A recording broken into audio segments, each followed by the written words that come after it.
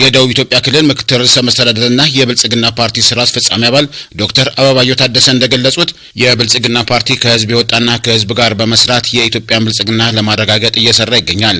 የህዝብ ጥያቄዎችን ደረጃ በደረጃ በመፍታት ፈተናዎችን ወደ እድል በመቀየር በሀገሪቱ ኢኮኖሚያዊና ማህበራዊ ልማቶች በፍትሃዊነት እንዲዳረስ እየተሰራ መሆኑን ገልጸዋል። ዜጎች በሚኖሩበት አካባቢ ሁሉ ምቹ ህይወት መኖር አለበት፣ የበለጸገ ሀገር መስራት አለበት ብለዋል። ለዚህ ደግሞ የህዝብ ሁለንተናዊ እንቅስቃሴ ድጋፍ፣ አብሮነት የትኛውም ኃይል ሊተካው እንደማይችል ያምናል። ከተሞችን መሰረተ ልማት የተሟላላቸው ለኑሮ ምቹ እንዲሆኑ እየተሰራ መሆኑን ገልጸው የጉራጌ ማህበረሰብ ያለውን የታታሪነት ልምድ በመጠቀም የወልቂጤ ከተማን በማሳደግ ለተሞክሮ የሚሆን ስራ እንደሚሰራ ተናግረዋል። ገጠሩ ይሆናል ግብር ያደርጋል። ነገር ግን ደግሞ ከተሞች የብልጽግና ተምሳሌት ናቸው። የፖለቲካ የኢኮኖሚ ምህዋር የሚንቀሳቀስባቸው ናቸው በማለት በከተሞች ላይ ሁላችሁም እንደምታውቁት ትልቅ አብዮት እየመጣ ነው ያለው። በጋራ በመቆም በህዳሴው ግድብ የተገኘውን በባህር በር መድገም ያስፈልጋል ያሉት ዶክተር አበባዮ የከተሞችንና የሀገሪቱን ብልጽግና ማረጋገጥ ይገባል ብለዋል። የገጠር ልማት እንዲሁም ደግሞ የአገልግሎት አሰጣጥና ስራ ላይ አራያ እንዲሆን ተግባር ያከናውናል ብለን እንደ ብልጽግና እናምናለን። ከህዝባችን ጋር በመምከር አብሮ መስራት በመደማመጥ የላቀ በሀገራችን የምናልመው ብልጽግና በእያንዳንዳችን ቤትና ጋራ ላይ እንዲታይ አጥብቀን እንሰራለን። የወል ትርክትን በማጽናት የሀገሪቱን ብልጽግና ለማረጋገጥ የተጀመሩ ስራዎች በጋራ ማስቀጠል እንደሚገባ አስገንዝበዋል። በሚኒስትር ማዕረግ የብልጽግና ፓርቲ የጥናትና ምርምር ዘርፍ ኃላፊ ዶክተር አብዱልዋስ አብዱልዋሂ በበኩላቸው እንደ ሀገር 5 የኢኮኖሚ ምሰሶችን መሰረት በማድረግ የሀገሪቱን እድገት ፈጣንና ቀጣይነት ለማረጋገጥ እየተሰራ መሆኑን ጠቁመው በየአካባቢው ያሉ ጸጋዎችን በመጠቀም ከተረጂነት ወደ ምርታማነት ለመሻገር የሚያስችሉ ስራዎች እየተሰሩ መሆኑን ተናግረዋል። ከትላንት ቆጥሮ መተናል፣ ለውጦች መጥቶልናል፣ አብረን መጋራ ተቀምጠናል። በሃይማኖት አንለያይም፣ በብሔር አንለያይም።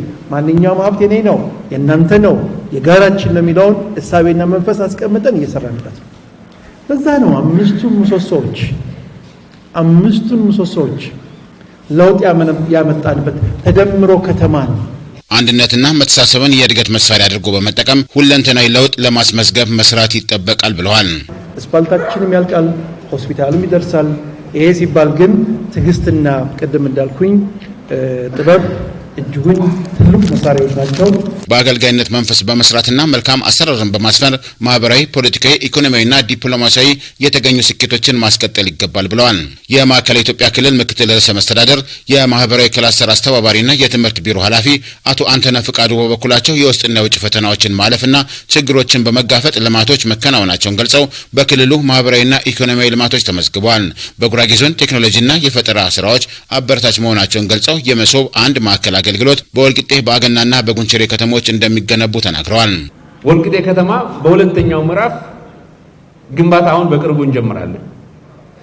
እንደ ጉራጌ ዞን ስንወስድ ጉንችሬና አገና ከተማ ላይ በዞኑ አስተዳደር እንዲገነባ እቅድ አቅደናል። ይሄን አቅም በፈቀደ መጠን በዚህ ዓመት አጠናቀን የመሶብ አንድ ማዕከል አገልግሎት ጉንችሬና አገና እንዲሁም ወልቂጤ ከተማ ላይ ግንባታው ተጠናቆ የአገልግሎት አሰጣጣችንን ለማሻሻል ጥረት እየተደረገ ነው ያለው።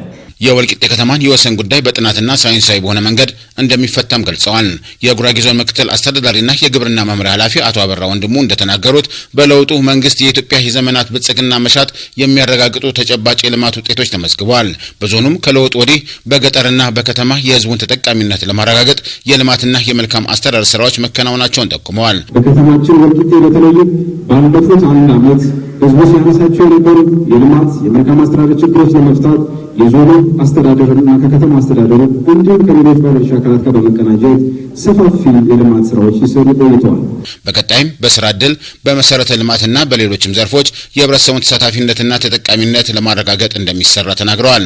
በወልቂጤ ከተማ የተሰሩ የልማትና የመልካም አስተዳደር ስራዎች በከተማው ከንቲባ በአቶ ሙራድ ከድር ቀርቦ ውይይት ተደርጎባቸዋል።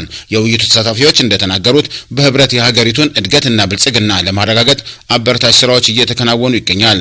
ህብረተሰቡ ለሀገራዊ ለውጡ ግንባር ቀደም እንደነበር ገልጸው በከተማው የተፈለገ ለውጥ ለማምጣት የወልቂጤ ከተማን ወሰን በማስከበር ሰላምና ጸጥታ ማስፈን እንደሚገባ ተናግረዋል።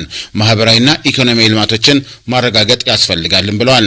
ከህብረተሰቡ ለተነሱ ጥያቄዎችና አስተያየቶች ከመድረኩ ምላሽና ማብራሪያ ተሰጥቷል። በመድረኩ የዞንና የከተማ አመራሮች፣ የሃይማኖት አባቶች፣ የሀገር ሽማግሌዎችና የከተማው ነዋሪዎች ተሳትፈዋል።